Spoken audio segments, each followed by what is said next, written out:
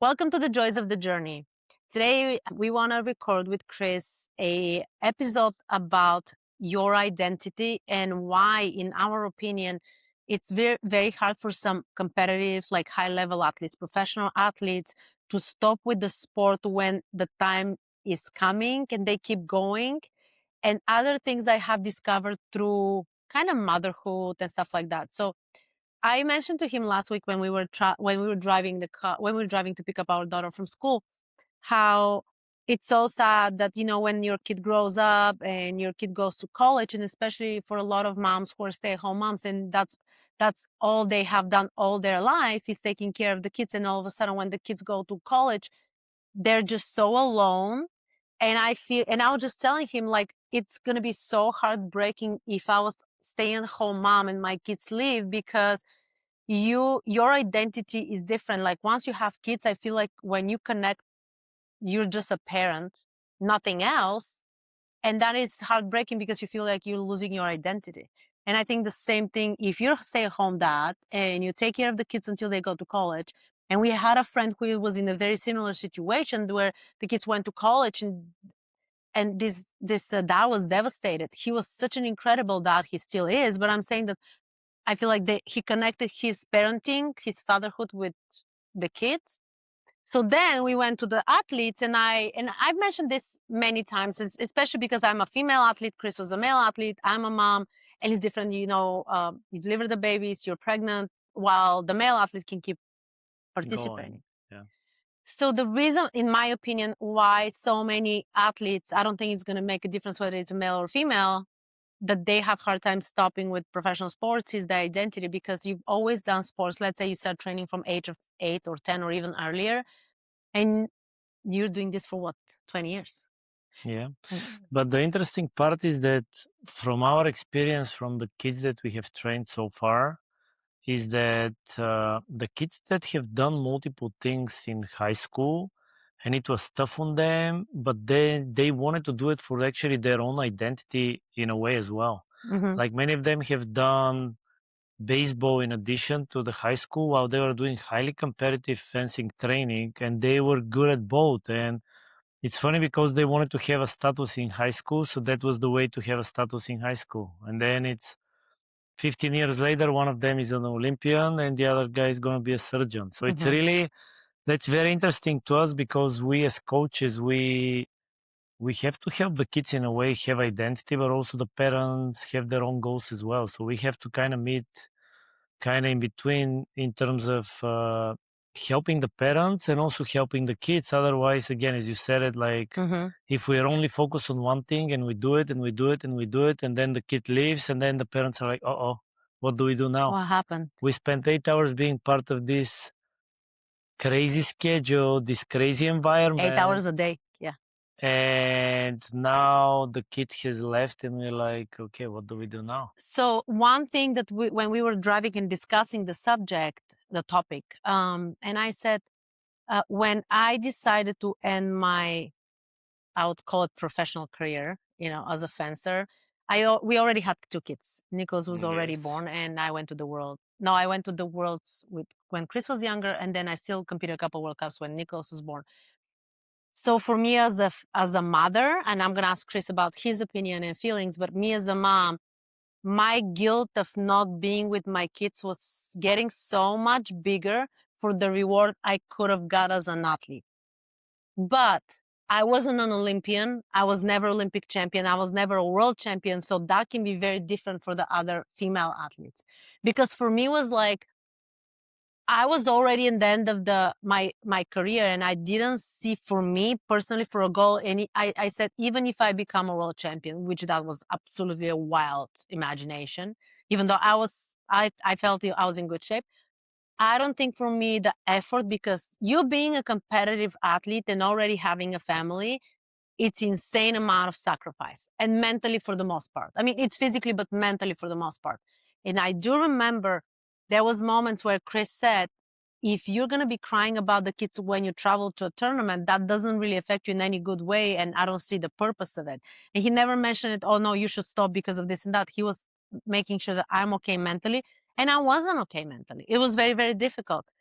So I don't know how it was for you, but you stopped competing way before. No, I was realistic of what I want to do, and that was the biggest difference. Like if you have a different hobby in addition to what you do for your life or your for competitiveness, then that helps a lot because you can be busy with something else. Mm-hmm.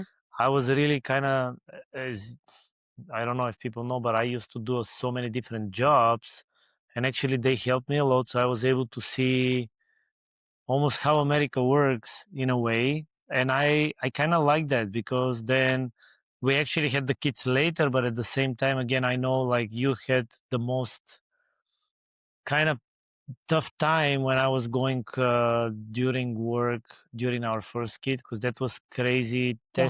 test on our relationship in terms of that, and that something had to be done about it for us to kind of again have free time and do something on the side that will keep you with a purpose after you're done with the fencing. Mm-hmm. Because we are kind of connected to fencing because Yeah. after competing, then we're going to coaching. We were coaching and then you were also competing. Mm-hmm. So it's kind of Mm-hmm. like the situation where the difference is like I had a partner before, and then you were like, oh, I have an option to coach, I have an option to fence. So then you're always splitting your decision of what to do.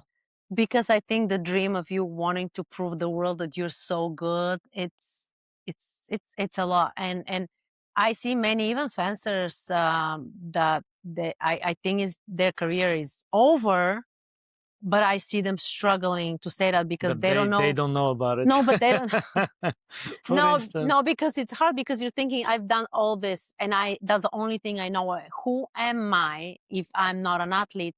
And this is the same thing. Who am I if I'm not a mother? You always being a mother and if I can, let's say, stop coaching now for whatever Mhm. reasons, if that's taken away from me, I'm gonna be okay because I'm not only a fencing coach. I'm a wife. I'm a mother. I'm somebody who loves gardening. I'm somebody who loves traveling. I mean, I have so many not personalities, but like, It's almost hobbies in a way. yeah. Some of them, I mean, you don't want to call parenthood hobby, but in general, This is not a like hobby. yeah, in general, you can be a parent that everything can be A, B, C, D, E, everything can be done Yeah. to whatever you think extent it is. And we've seen it again with different parents, with different friends, because again, the reality is like if you can have, you can be a kind of mid-range athlete, you can be a very highly competitive. For me, very interesting was again, I'm going to give an example with Eli. Mm-hmm. So Eli he's talking about Derfritz. Eli Dershowitz, which is one of the He became a greatest. world champion, and then a year later, he's like, "Well, I think I'm gonna be coaching now, and I'm gonna be an owner because this is what I love to do." But I admire this so much because being at that level where he is, and And he Olympian, was I don't want an to forget Olympian too, yeah, Olympian. he was incredibly successful athlete. And the fact that you're able to kind of have a conversation with yourself, I'm done. This is a year after he won the world After he championships. won the I go, senior world championships, and it's I always talk to him when he opened the club. I was like, Eli, anything you need, help wise, yeah. running wise, kind of. And I try to stay in touch with him because it's very important how he graduated Harvard, and Mm-hmm. then also again he went to buy what was there when he was a kid. And it's funny Mm-hmm. because I knew Eli since again the two guys we talked about, the Olympian and the surgeon, Yeah, and we were part of the same environment. We grew absolutely. together, me as coach, them as Yeah. athletes, and they grew into again great human beings that have choices of what they want to do. Mm-hmm. And I really like, I mean, I hope they love what they do. I love when people are brave about certain Oh, things. yeah. I don't think you're always certain what is right and what is wrong, but I think you always regret not trying because if you were wrong in certain things, okay, you got the feedback. I don't think everything is permanent. Sometimes people are saying I'm retiring and I'm gonna do something else, and maybe 6 months or a year they feel like, you know what, I miss that. Actually, I'm fine doing that, but maybe in a healthier way to compete or whatever that is. But the purpose of the podcast is not about us discussing what people should do. Is I really hope people don't try to have this one thing. I'm a fencer, because then if you identify only as a fencer, then what's gonna happen after you're done with fencing or a coach? It's great to, and for parents to help their children is to allow them to have different hobbies. Mm-hmm. That's one of the easiest thing. I can love to draw. I may not have a lot of time to draw because I study, but then when I Yeah. have a free time, I can read, I can draw, I can ride a horse, I can Yeah. ride a bike. You can do different things, hang out with friends. There are many ways hobbies can be, because we as kids, we were outside of our kind of house, apartment, until we were almost end of high school. It was kind of crazy how you had connections with your group of friends and you had different interests, but that helped us a lot to grow in a Yeah. way that you know that, oh yeah, we're going to do this sport this summer, we're going to do a different sport, we're going to do anything we're interested that will allow us to grow up as kind of as humans. And I don't know how, even though we were athletes in high school, we still had time to hang out with our friends. And I don't know how. I'm Exactly. just thinking about it. Exactly. And the kids here, they just go home after fencing. But I think But they also, hang out on the computer right now. oh yeah, that's the problem. We had those internet clubs before that if you want to play games, you got to go to this internet club and 5 friends, 6 friends go Yeah. together and fight each other. Now everything's online. Yeah. It's basically the same, but it's a little bit different because then. But we didn't spend that much time there either. No, I know. Because you didn't want to pay it that much because it was expensive. Oh yeah, it was. I forgot it was paid. So with that being said, don't just have some title on your head. The chapter of your life currently might be being an athlete or being a parent or being, you always be parent actually. Your entire life will be, the moment you have kids, you will be a parent.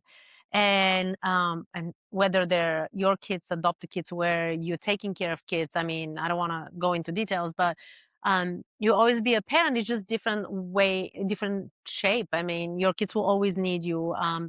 You always be a wife. I mean, sometimes you'll be more a parent today than a wife. Tomorrow you'll be more wife, being more present with your husband than whatever that is. But you're not one thing. And I think maybe that's going to help a lot of you guys, whether you're young, whether you're an athlete, whether you're a parent, or whether you're an adult in general. Your job title or whatever you do is not your life. It's part of your story, part of a chapter of your story. And that chapter can go and come back and go and come back, but it's not over. So it's not very dramatic and it's like the end of it. And the bottom line is, I mean, you can use this chapter of your life useful for what else you can do. This is the best thing. I love to when I hear the stories of people go to a job interview and they ask them, are you competitive? And you know, they're NCAA champion, national champion in 3 ages. And it's like, that's priceless. Yeah. Yeah. So that is pretty much what I wanted to chat with everybody about, the identity and the jobs and the dreams and everything together. So I don't know if Chris wants to add anything. No, I mean, that's pretty much it. Everybody should, again, have some free time. You cannot be busy 80 hours doing the same thing or 70 hours. So I'm going with the extreme hours, right? But there should be times where you can take care of a different hobby that you know you enjoy and you can recover with it as well. So thank you guys so much for whether you're watching the podcast episode or whether you're listening. Subscribe if you want to listen to more podcast episodes, and we'll see you next time. Bye. See you next time. Bye.